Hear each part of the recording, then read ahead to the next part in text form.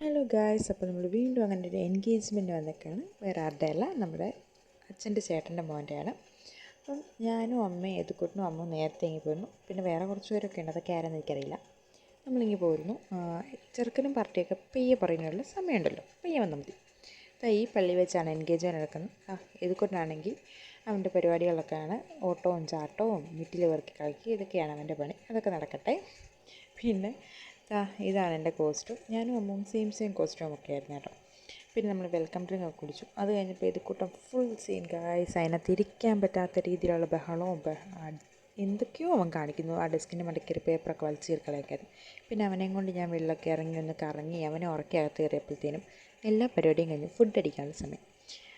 റൈസും ചിക്കനായിരുന്നു. അതെല്ലാം കഴിഞ്ഞ് നമ്മൾ ഫുഡെല്ലാം അടിച്ച് വെള്ളമൊക്കെ ഇറങ്ങി കഴിഞ്ഞപ്പോഴത്തേനും വീണ്ടും ഇത് കൂട്ടൻ്റെ സ്ഥിരം പരിപാടികളിലേക്ക് തുടങ്ങി. ഓട്ടവും ചാട്ടവും ബഹളവും ചേച്ചിമാരോടുള്ള കളിയൊക്കെയാണ്. ഈ സ്റ്റെപ്പേലൊക്കെ വലിഞ്ഞ് കയറി ഫുൾ പൊടിയാണ്, പിടിച്ച് മാറ്റിലൊന്നും ഇരിക്കില്ല. എന്നാലും അവൻ അതിൽ തന്നെ വലിഞ്ഞ് കയറി തന്നെ ഇരിക്കുക. പിന്നെ അതിൻ്റെ ഇടയ്ക്ക് ചേച്ചിമാരുടെ ഡാൻസും പരിപാടിയൊക്കെ കഴിഞ്ഞു.